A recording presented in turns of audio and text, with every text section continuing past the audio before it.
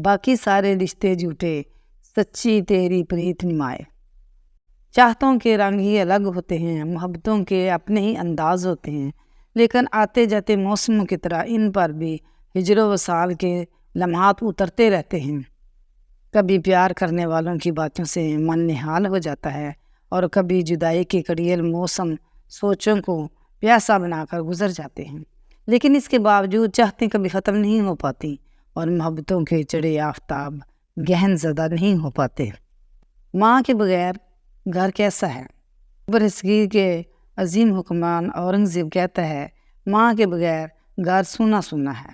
ماں کی محبت، اس کا پیار جب موسم کی اثر پذیری سے ماورا ہوتا ہے، تب ہی ساری زبانوں اور دنیا کے سارے دانشوروں نے اس کے اعتراف کو اپنی تحریروں میں اولین مقام دیا ہے۔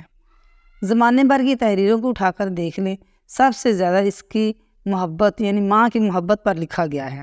لوک داستانوں سے لے کر کلاسک ادب تک ماں کی محبتوں اور اس کی پیار کی سچائیوں سے بھرا پڑا نظر آتا ہے۔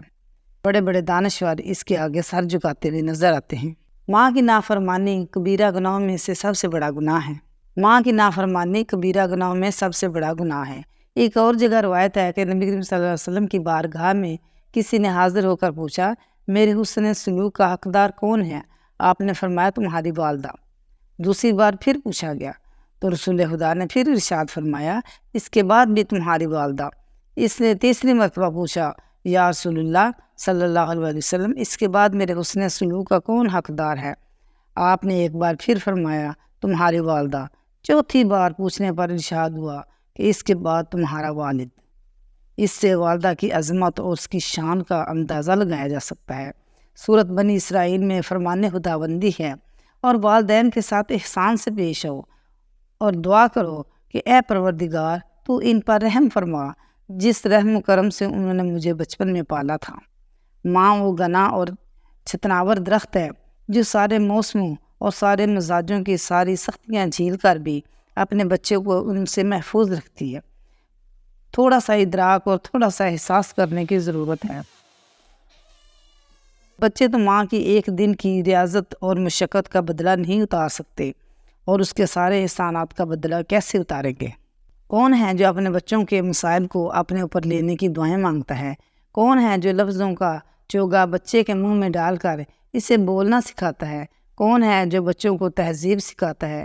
کسی نے غلط نہیں کہا، جس گھر میں نیک اور تعلیم یافتہ ماں ہوتی ہے، وہ گھر انسانیت اور تہذیب کی یونیورسٹی ہوتا ہے۔ نپولین بوناپارٹ نے کہا تھا، آپ مجھے تعلیم یافتہ اور مہذب مائیں دے، میں آپ کو ایک بہترین قوم دے دوں گا۔ ماں کی گود اور اس کا گہوارہ بچے کو باعمل اور صالح بنا دیتا ہے۔ اس کی پرورش سے ایک بہترین قوم تشکیل پاتی ہے۔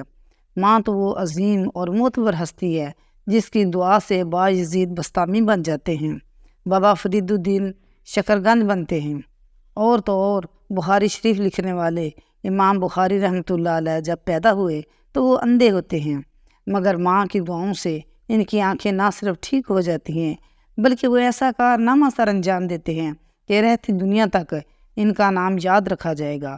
اور تمام مسلمان امت کا یہ متفقہ فیصلہ ہے کہ قرآن پاک کے بعد اگر کوئی کتاب ہے تو وہ امام بخاری کی بخاری شریف ہے۔ یہ صرف اور صرف ماں کی دعائیں ہی ہوتی ہیں جو انسان کو انسان کامل بنا دیتی ہیں۔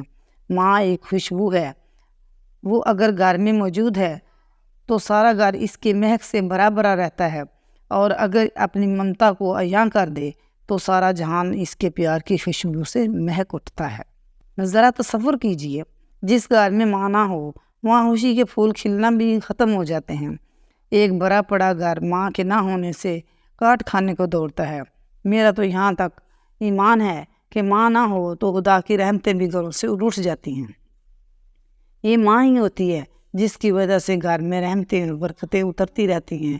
کس قدر بدقسمت تو ہیں وہ لوگ جو ماؤں کی عظمت اور اس کی محبتوں کا ادراک نہیں کر پاتے۔ وہ اس کی دعاؤں سے تشنا رہتے ہیں، وہ پریشانیوں اور پیشمانیوں کے علاوہ کچھ اپنی جولی میں نہیں رکھتے۔ لیکن اس کے برعکس وہ جنہوں نے اپنی ماؤں کی خدمت اور حسن سلوک سے ان کا دل جیتا ہوتا ہے، وہ کس قدر خوشحال اور نیک بخت ہوتے ہیں۔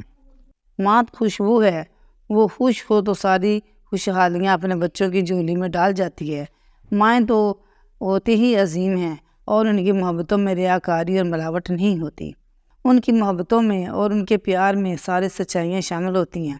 دنیا کی دوسری محبتوں اور شخصوں سے ماورا ایک نہ ختم ہونے والی اور ہمیشہ قائم رہنے والی محبت، جس کے موسموں پر سارے موسموں کے اعتبار اپنی آنکھیں بند کر کے اعتماد کر سکتے ہیں اور کرتے ہیں، اور اس کے پیار میں اعتماد کر سکتے ہیں اور کرتے ہیں، اور اس کے پیار میں کوئی تصنع، کوئی ملاوٹ اور کوئی کھوٹ شامل نہیں ہو سکتا۔ باقی سارے رشتے جھوٹے، سچی تیری پریت نمائے۔